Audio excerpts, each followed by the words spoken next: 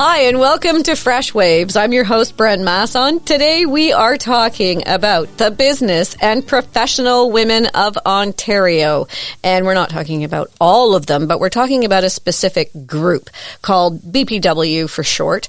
And they are professional business women from all over the world, actually. It's an international organization. Today we're going to be obviously focusing on Ontario and North Toronto specifically.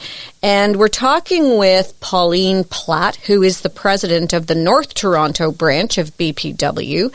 And BPW develops the business, professional, and leadership potential of women on all levels through advocacy, education, mentoring, networking, skill building, and economic empowerment programs and projects around the world. Good morning, Pauline, and welcome to Fresh Waves.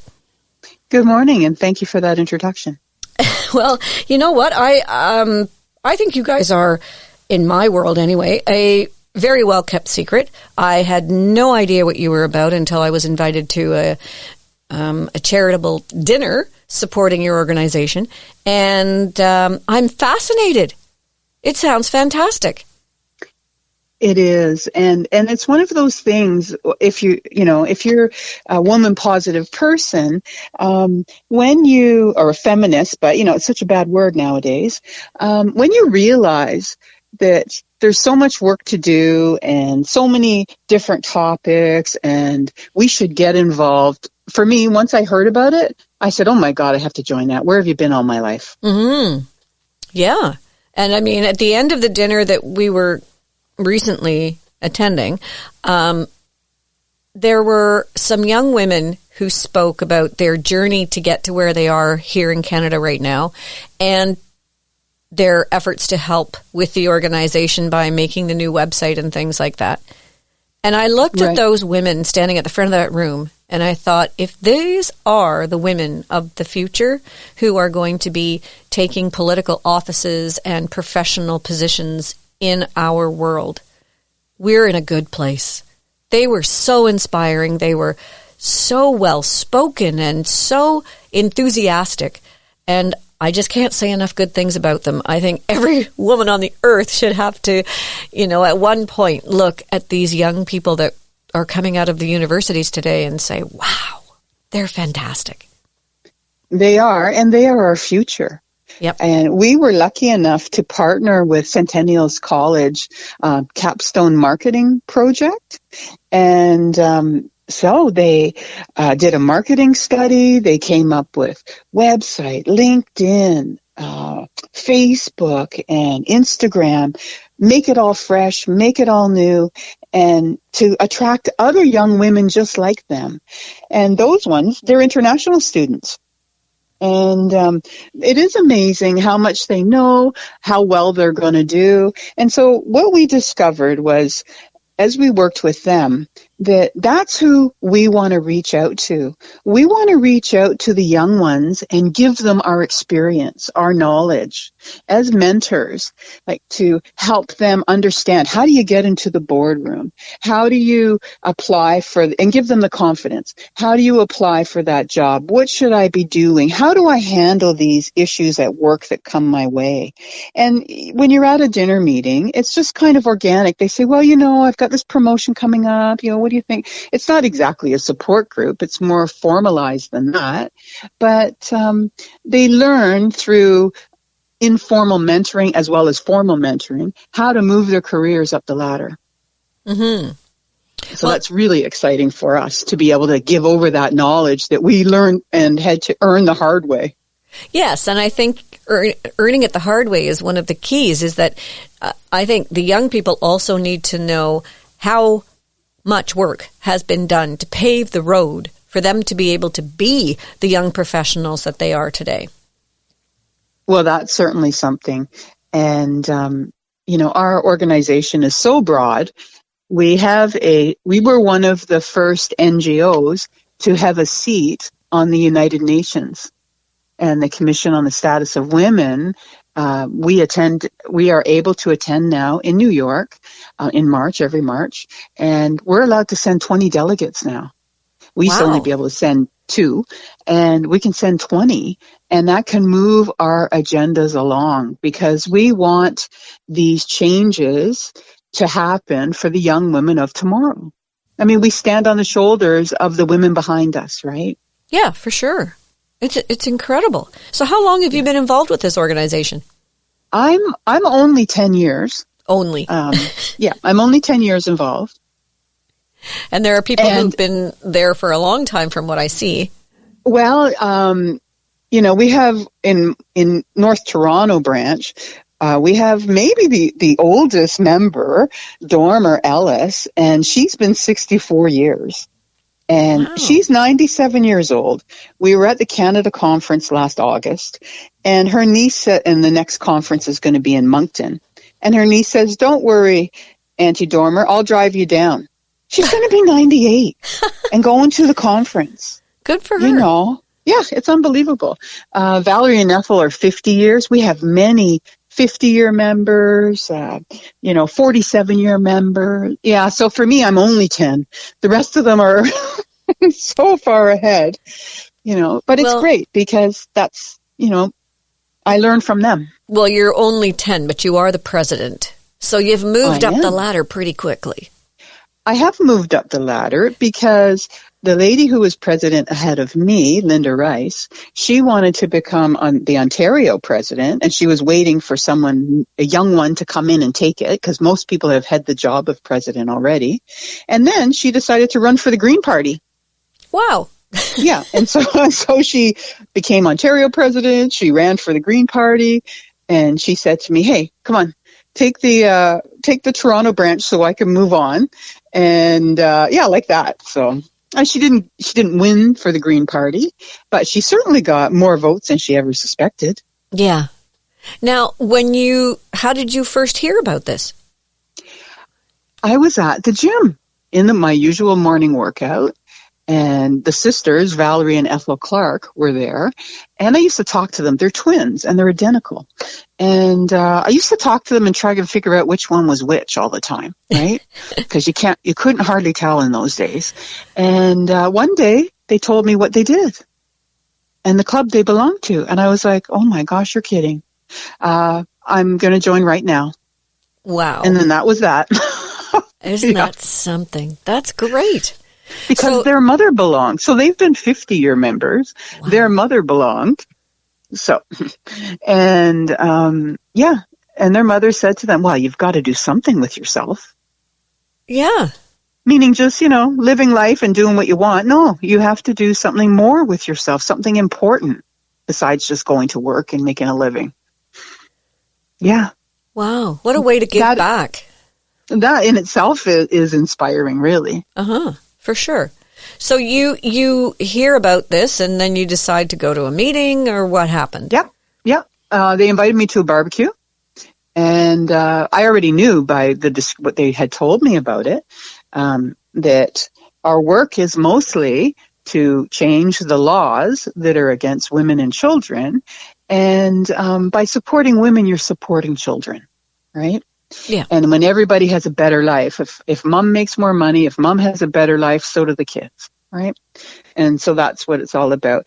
In some ways, you can go to a protest and you can march up and down the street, but if you don't get to the actual lawmakers, you're not invoking change. So the ladies from Business Professional Women back in 1987, like the Fabulous Five, you may have heard of them. Right? Mm-hmm. Because they realized back then that to make a change, you have to change the law. Because don't forget, we weren't even allowed to vote. We weren't persons, right? Yeah. So, Yeah. Yeah. So do you have to be a professional to be a part of this group? Because I know that you are an engineer, just to clear that up. Yeah. No, you don't have to be. In the beginning, it was a working woman. Right?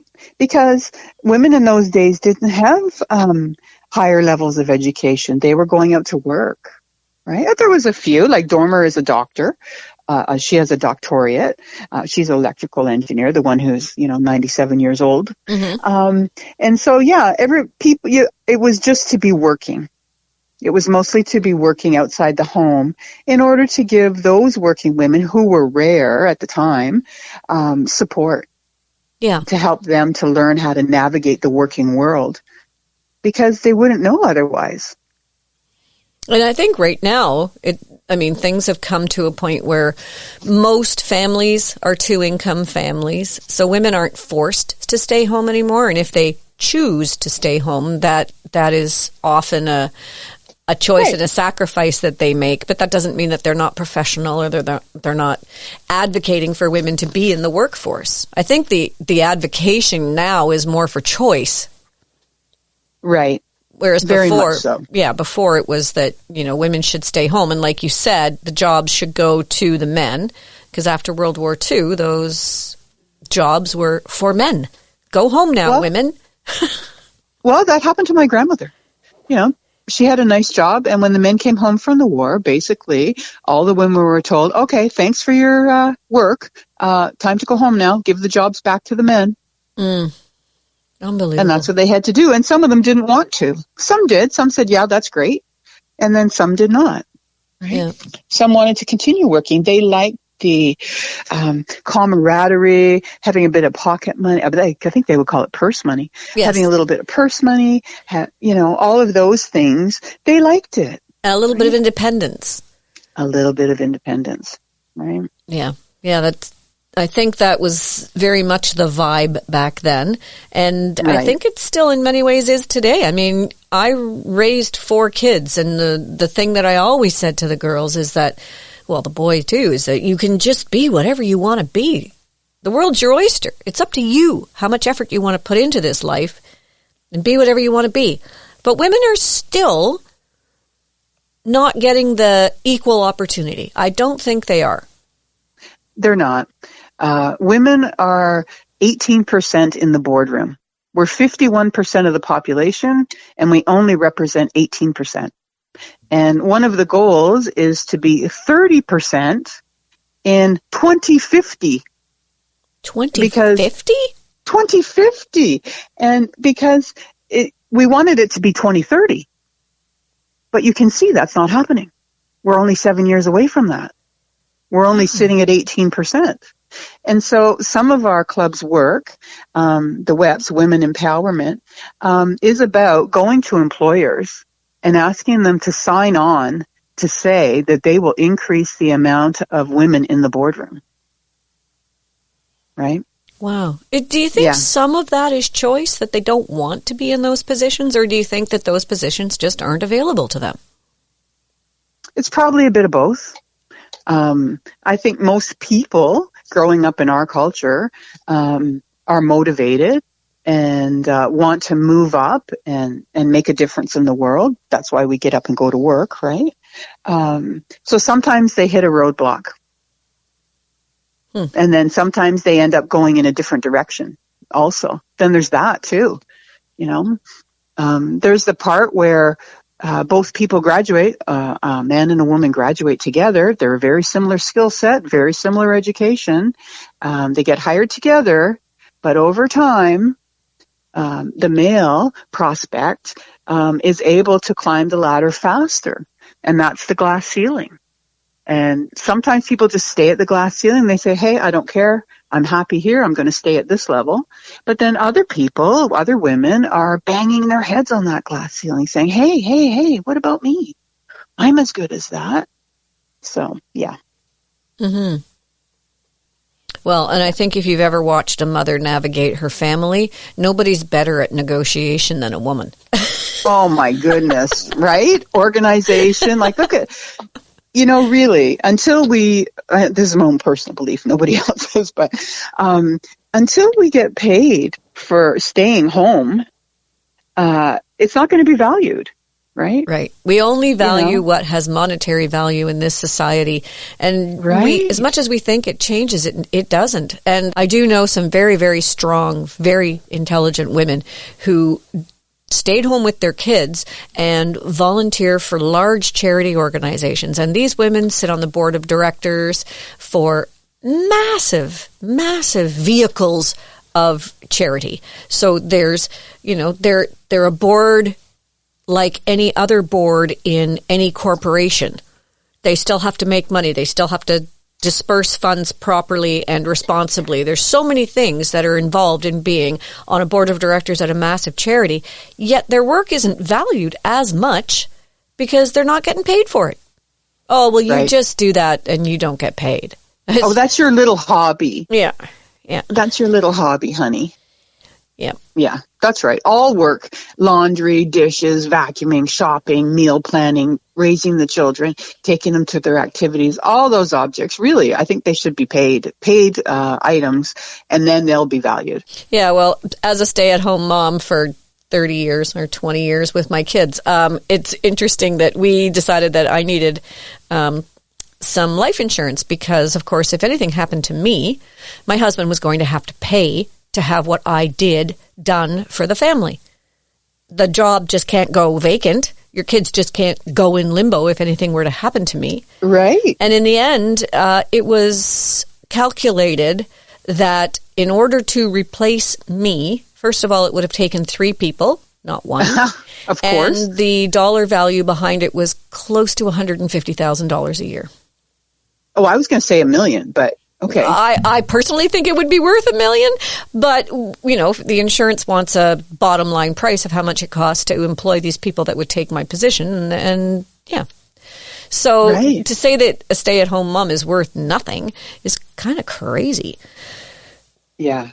Yeah. And yeah, that just goes to show, you know, okay, let's actuaries come up with that number. Okay. 100,000. You know, if families could afford it, okay, in my little bit bent world, it would be, that's what the family should pay you for doing all of that. Yeah, absolutely. If the family could possibly afford it. Yep. But, you know, when we come down to fighting for women's rights, I mean, you and I are in an era where so much has been done before us. You know, the suffragettes and the women's libbers of the 1980s that are now kind of frowned upon as being overly militant. But it was because of them that we now can be in the boardroom. Right. That's right. Somebody has to do the groundwork. And we're doing the groundwork for the future today. Right? So give us an example of some of the things that you would have, the resolutions that you would submit to change law or to invoke law. Okay, so a big part of our organization is our advocacy work because, you know, if you don't change the law, you don't change anything. And so, for example, I can tell you what our resolutions for this year, across Canada, I'll just read what the names of them are. Okay. So one of them, the one that I wrote about, was to add non-state torture to the Criminal Code of Canada. Non-state torture is when families abuse their girls. Okay, state torture is when the army does it. Non-state is within the family structure. Another resolution number 2 for this year is women's health and education through technology. That came from Brampton. Number 3 is national early learning and childcare standards for inclusion, diversity, equity, and access. That's from Bowmanville. Improving the reproductive health services process across Canada. Supporting access to abortion and other reproductive services across Canada. Because, of course, what happened in the States scares us. That could possibly happen here. That Roe and Wade, was it? Yeah. Yep. Updated health-related risk and consequences of alcohol use and abuse in women. We have a different body structure, so it affects us more. Supporting education for girls and women in Afghanistan, and addressing workplace harassment in the Royal Canadian Mounted Police. So that's just 8 resolutions that came from across Canada that clubs have worked on. And so we submit our resolutions, we vote, we talk about them at conference, we vote on them, and then the brief goes to the Prime Minister's office. And the same for Ontario.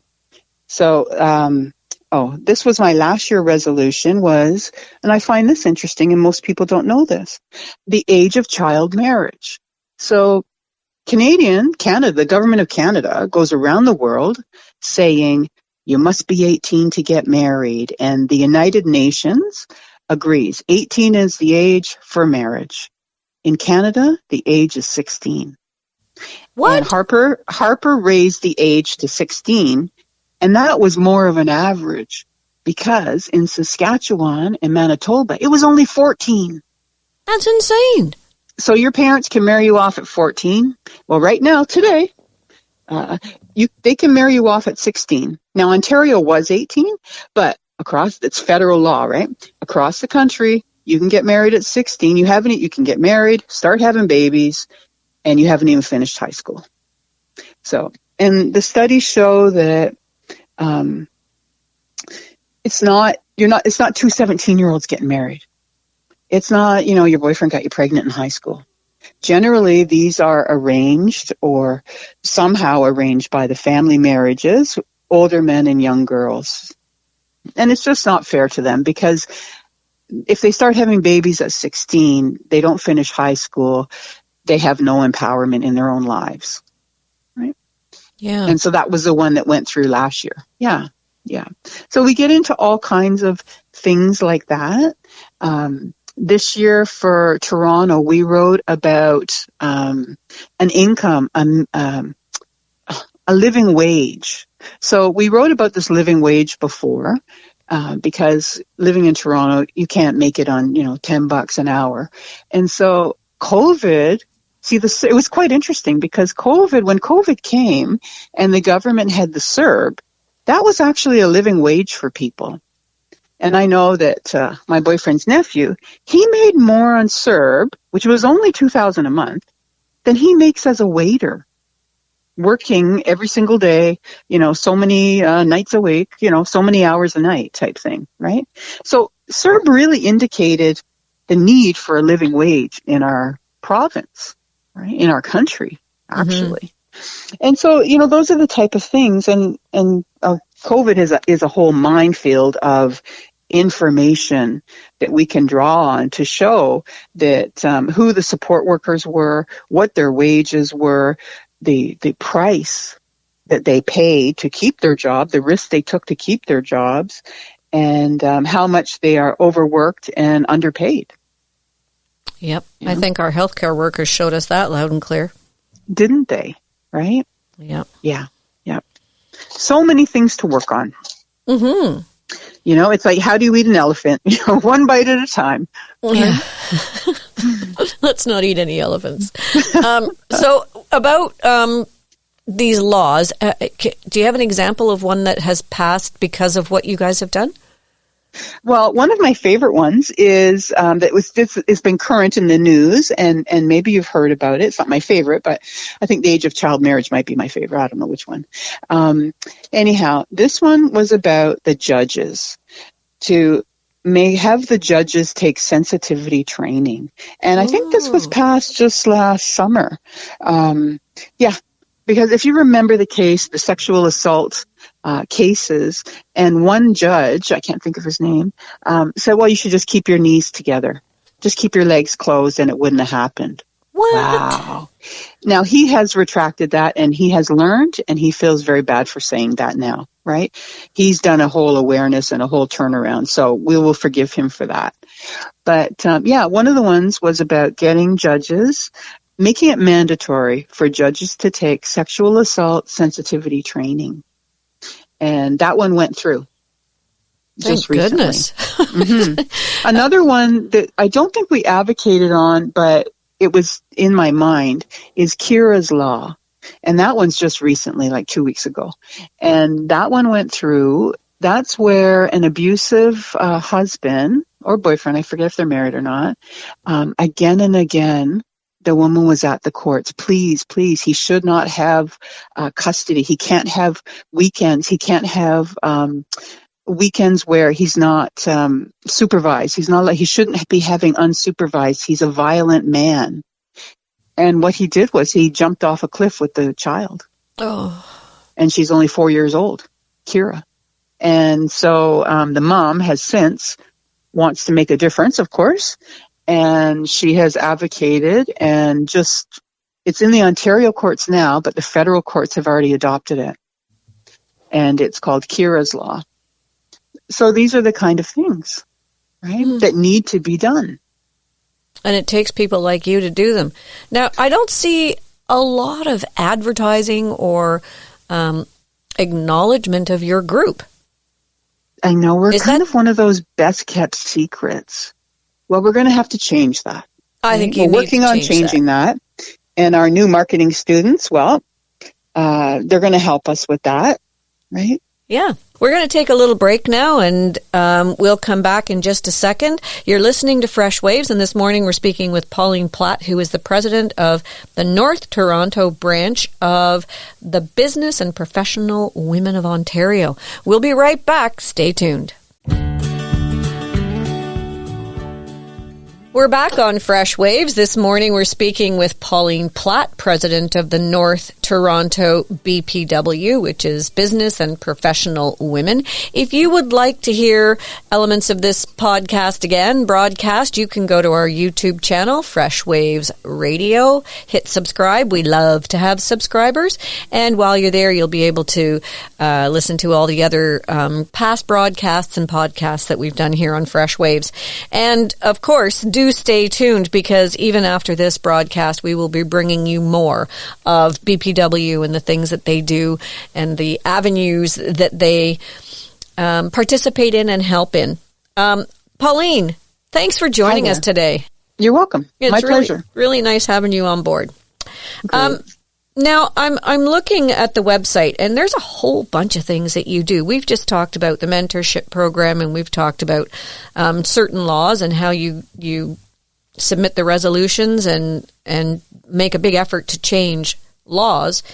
But there's areas that we haven't discussed yet, like human trafficking, and these are also areas that your organization is involved in. And before we go any further, I guess we should say that you are a non-profit. Is that true? Yes, we're not for profit. Yes. So you're not a charity necessarily. You're a not-for-profit. No, we're not a charity, and any funds that we raise, we donate. Okay. Yeah. Okay. Terrific. So you do have a branch that deals with human trafficking. That's huge. Are there not already laws that against human trafficking? The laws are very basic, and it's not what you might think. So one of our main projects is Project Maple Leaf and Courage for Freedom. And we started this in 2019 because the evidence showed that 90% of Canada's trafficking victims come from within our borders. And we are a hotbed for human sex trafficking of minor age children. Wow. Yeah. 60% of all trafficking can be linked in some way to activities along the 401 corridor. Oh, good. The 401 is considered the gateway, right? Isn't that awful? Oh, yeah. And the OPP reported 1,200 cases. That's only the reported cases. And so human trafficking, when you think of it, you think about a pimp, right? You think about a teenager that runs away from home with their suitcase and they're at the bus stop and a pimp gets a hold of them and they give them drugs. That's not how it is now. Now they groom them. So suddenly your teenager has a little bit older boyfriend, or sometimes even the same age. They could be grooming them too. And they buy them the Gucci purse, and they buy them, oh, you're into photography, they buy expensive $5,000 camera for them, boots, jewelry. And after a short period of time, by the way, I owe this guy money. If you go have sex with him, that will pay my debt off. Right? So they're called sweetheart Johns or sweetheart pimps now. So it's changed quite a bit from what we might think of in the 70s with the guys with like the fur coat and the Cadillac car. Mm-hmm. Right? So, Anyhow, in 2019, we were able to partner with the En Route gas stations along the 401 highway. And we went there with signs, and they partnered with us? They agreed to place an ad on all of their stations across the 400 series highways, 400 and 401, to increase awareness of human trafficking, right? So Wow. It's unbelievable. And what happens is 72% of the victims are under 25 years of age. They're usually 14, 16, 15, and they don't realize they're trafficked until they're about 25. It takes that long to actually get the maturity and the brain to mature to realize you've been trafficked and he's not your boyfriend, and what you're doing is hurting your own self, right? Wow. So, yeah. Wow. So, that was February 22nd, 2019.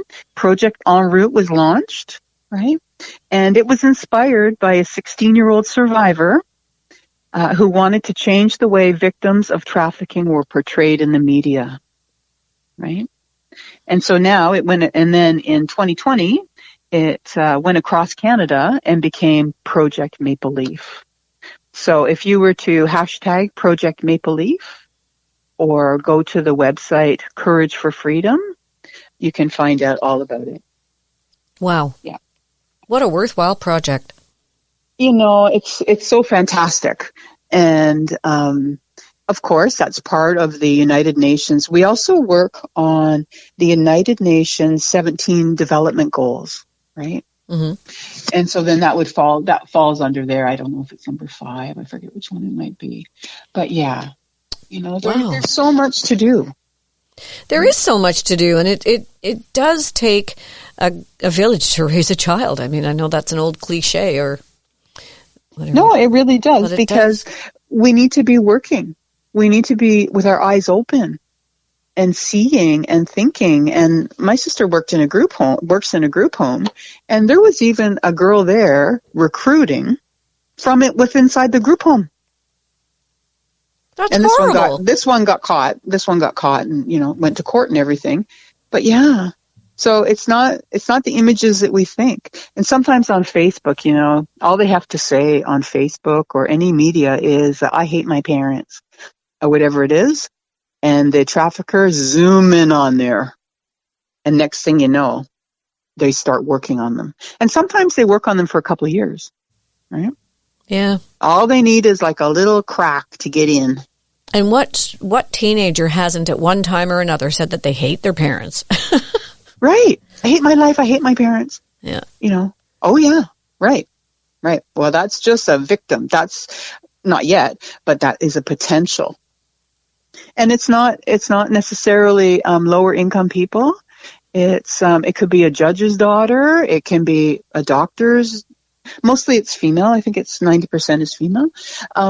It can be anybody from any walk of life, very much from Indigenous communities up north.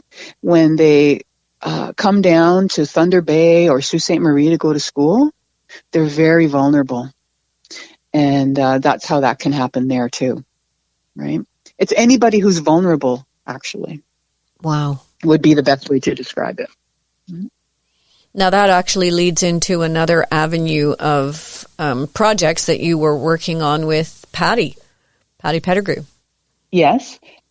Patty Pettigrew is the director of Thunder Women's Healing Lodge, and her work there is to help Indigenous women who've been in jail integrate back into society. And once I heard about what goes on, how, I forget the number, like 85% of our women's jails are full of Indigenous women, and they have very little support. And the reason they're in jail is for the most ridiculous crimes. Fighting back when their boyfriend has hit them, whatever it is. It's all the business of the residential schools, the 60 scoop, all the things that we know that have happened from colonization, and this is the result now, right? Mm-hmm. So Indigenous women are highly represented in Canadian jails. When they come out, they don't even have the skill set to work in a store, right? So what Patty's project is, and really Patty should be the one to speak about it better and more, but snapshot I can give you, is to help them heal, use it with elders. They need their elders to mentor them and to give them the skill set so they can get regular jobs, what we would call regular jobs, and integrate into society. Raise their children, be a productive member. That's what they want to do as well. There's just no skills. Wow. And BPW helps and supports those organizations as well. We, my branch, my fundraiser that we do, with that North Toronto does, I shouldn't say that's what we've decided to make our fundraising efforts towards. Wow. Because we want to help these women come up. And myself, I offered to teach them math skills. I'm good at math. So I would teach math skills if they're wanting to get their grade 12, right? And any sort of things like that, right? Whatever we can do, because we're all women, we're all Canadians. Let's help each other. Exactly, and support each other in all of our efforts. Support each other in whichever way you need support. Yeah. Maybe someone needs that kind of support. Someone else needs a different kind of support. Wow. Well, all of these projects seem to be mammoth in size and scope. They're not, though. They're they sound so big, but of course they're not. And you do your part you can, right? Yeah, I guess so. You just do, it's like, just chipping away at it until you get it done. Right. So how does somebody become a member? They would go to our new website and just make an application. Come out to a meeting. Come and meet us. I would suggest, if someone was interested in what they've been hearing, is go to our website, see if it resonates with you, reach out.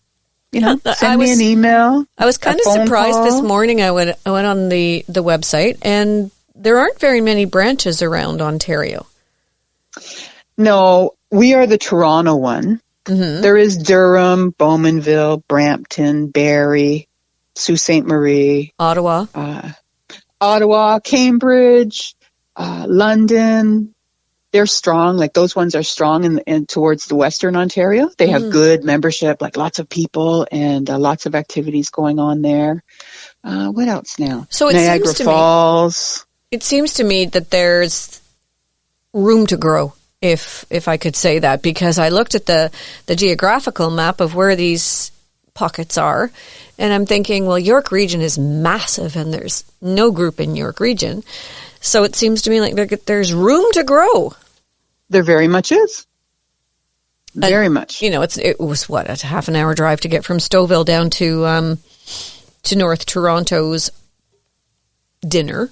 And we had a lovely time, and it was so nice to meet all those women who were so positive and so supportive, and to see the young women who have benefited from being in your mentorship and who have done your website. They were fantastic, like I was saying. But I just think that there's potential for this to grow even bigger, and I think more people should get involved. This is a wonderful initiative.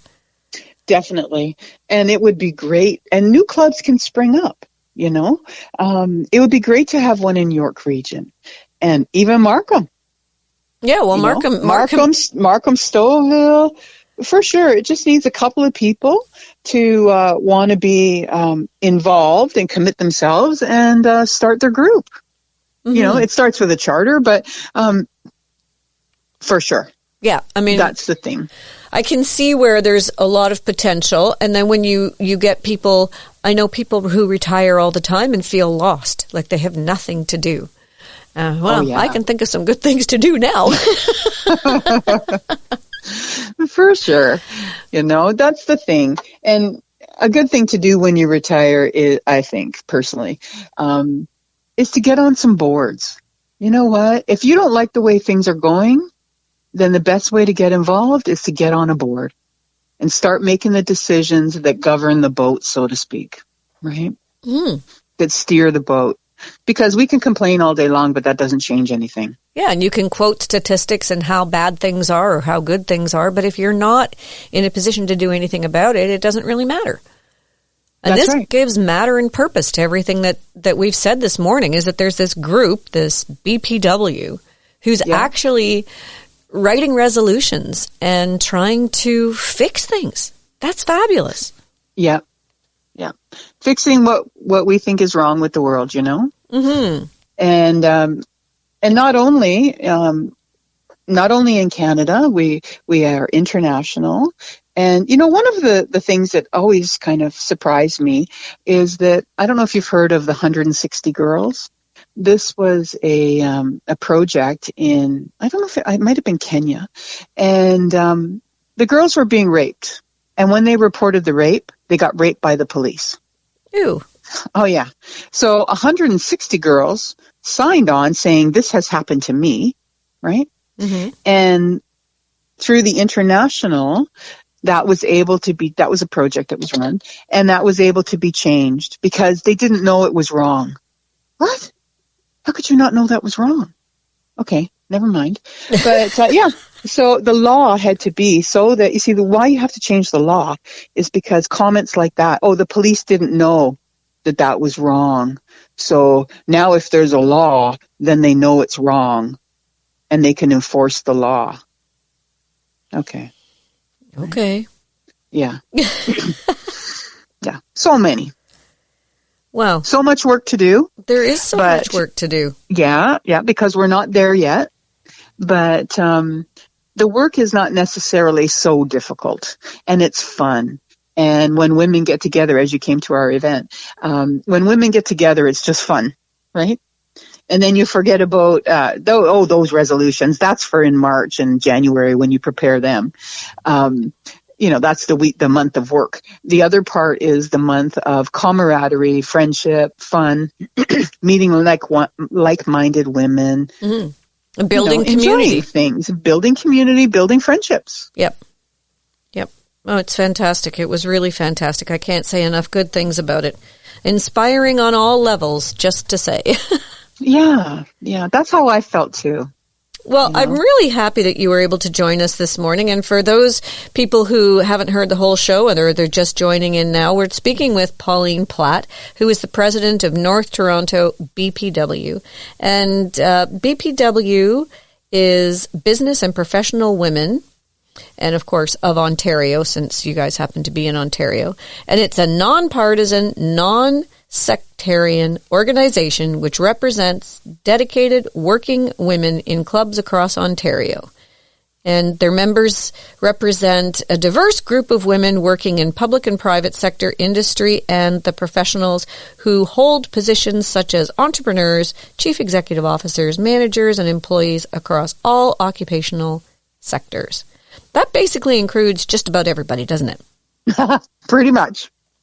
Women in all walks of life. Wow, this is so interesting, and I'm very happy that we'll be able to do some more work with you in the future. Community radio, of course, in Canada was developed on the back of marginalized people who needed a voice, and they weren't getting on the public broadcasting services or the private ones for that matter. So the community radio and campus radio grew out of that sector of people. So I think it's a fundamental job of community radio to promote and bring awareness of different groups who are doing exactly what community radio is all about. And that's exactly what you guys are. So thank you. Thank you for all the work you do.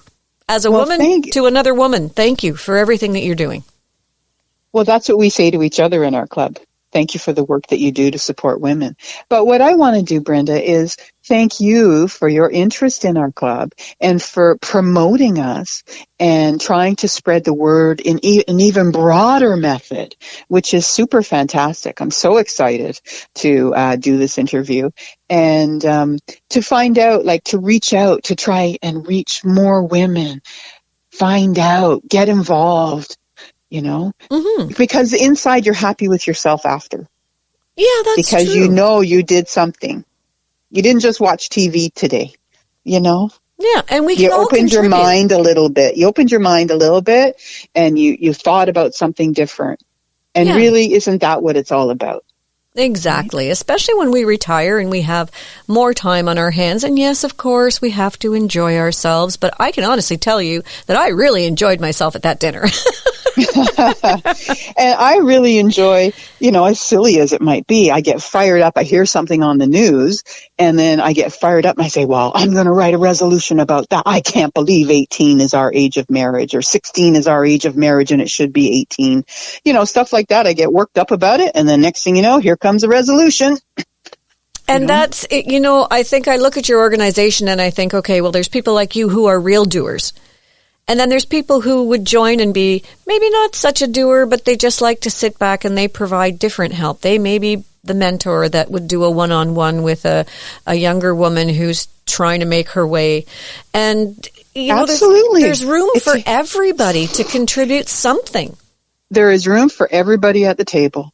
And we all have different skills and we all have different ideas. Yeah. And coming together, what a strong group we are. Yes, and it gets in your blood. And you can't help yourself sometimes, it's, And it gives you purpose. I mean, you can, yes, have a good time. And yes, you keep yourself in shape. And yes, you do all these things that people do in their retirement. They have beautiful gardens, I must say.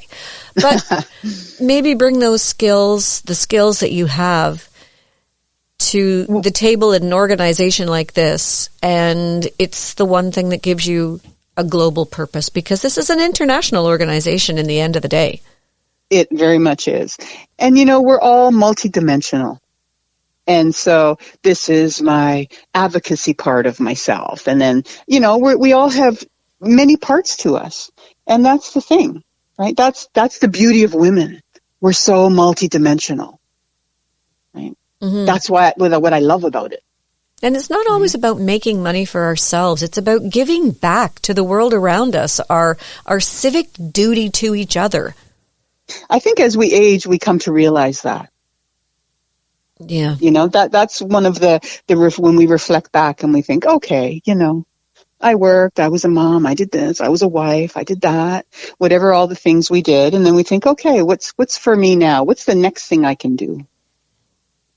Yeah. And I think when it comes down to volunteering and volunteering with a purpose, there's no better gift that you can give back to the community around you than to give of your time and yourself. Very much so. And I'm always surprised that you don't realize the benefit that comes back to you. You don't even get it in the beginning. You don't even feel it or kind of understand it. You're just volunteering, you're doing your thing, you're volunteering, that's good.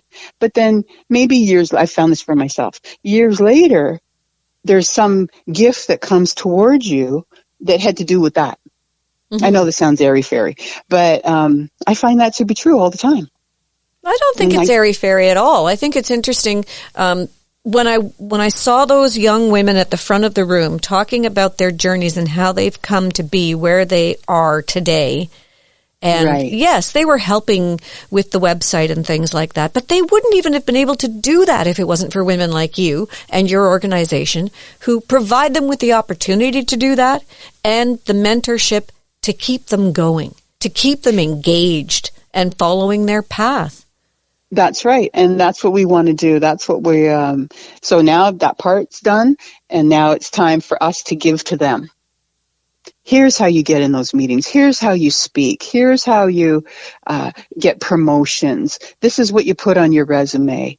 Then this comes the giving back part. Mm-hmm. Right? Yeah.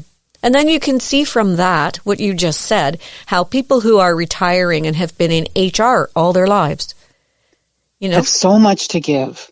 Please come out to a meeting. See if there's a young woman that you can mentor. See if you can help them write a resume. See if you can help them figure out that they can probably wear a different outfit and it might help. Just to present themselves when they walk in the door and things like that. These are all absolutely keys to getting the job. Confidence. Yep. I took a course about website design, and at the end of it, there was some free time because we'd finished our exam. And the teacher asked me to speak about the workforce in Canada, because a lot of people in the class, it was a web class, a lot of people in the class were new to Canada. And they would say, well, what do I do at work if people are talking about me? What do I do if this? They wanted to know how to manage situations at work because they weren't sure how it goes in Canada. And that's such an easy thing for us to tell them. Right off the top. I don't even have to look up a book to answer that one. I wish I'd had that kind of help when I was a young woman going into the workforce, Wouldn't it be great? Yeah. And I wonder sometimes, is that what the men do with their networking? Does that happen for them? Yeah, I think they give each other a lift up? I think it might happen father to son kind of thing, where they say, well, son, if you're going to go in for that job interview, wear the nice suit. You can borrow my shoes, too. That kind of thing, Yeah, cut your hair. Yep. Don't, speak this. Don't mention that. And just how to navigate the workforce. Yeah, it's not a trick or anything. It's just the reality of how things work in the business world. Yeah.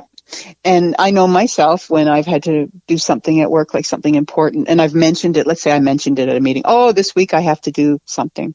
And then some of the ladies in the club will say, well, don't forget this part and don't forget that part. And I'd be like, oh, yeah, great. Thank you. Yeah.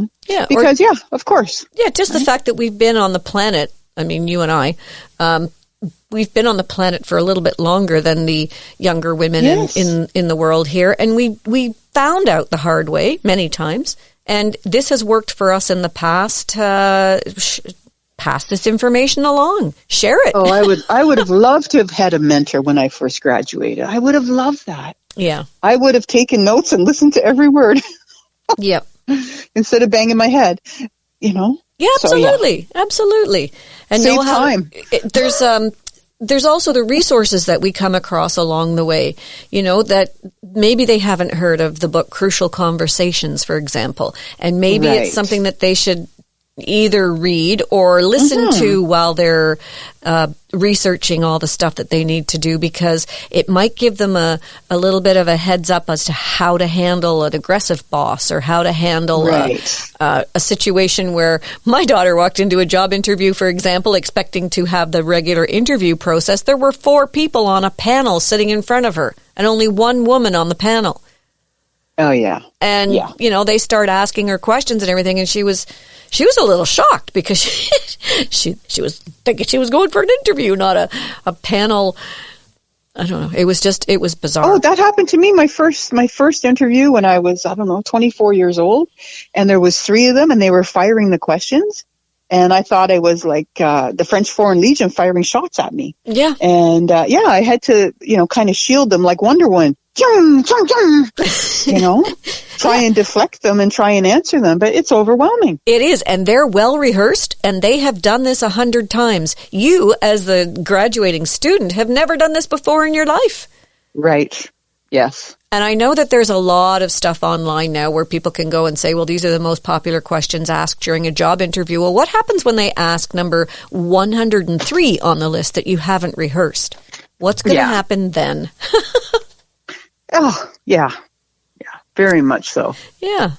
I can see that this could be a lot of fun and at the same time extremely important.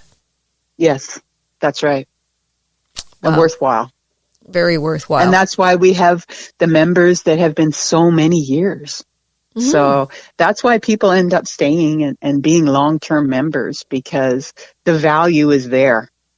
Yeah. The effort, the pay for the value, the effort expended to the value you get is well worth it. Yeah. Well, I encourage anyone who's listened to the show today and interested in participating to go to the website and just Google BPW, and it comes up in the search for sure. And take a look at what the program's all about. And would you be all right with someone just showing up at one of your meetings just to see what it's like? Absolutely. And when do you guys meet? We usually meet the first Wednesday of the month. And right now we meet at the Royal Canadian Legion on Moorish Road. Even better if they reach out. Yeah.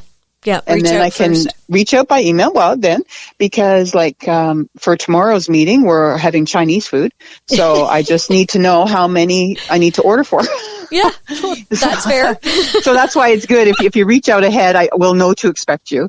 And like that. How many members are in your group, if you don't mind me asking? We have 15 right now. So room to grow. Room to grow. Yeah. Okay. Wow. Any woman is welcome. Any and every. That's great. Well, thank you very much for being on the show today and bringing all of this information and awareness to us. We are eternally grateful, and we hope to hear more from you in the future. I will be pleased to, and thank you for your interest, very much so. Well, that's it for Fresh Waves today. We've had a really terrific show, and if you'd like to hear this broadcast again, please go to our YouTube channel, Fresh Waves Radio. Hit subscribe, and you have access to all of the Fresh Waves broadcasts and podcasts. Have a great day, everyone, and we'll catch you again next week on Fresh Waves.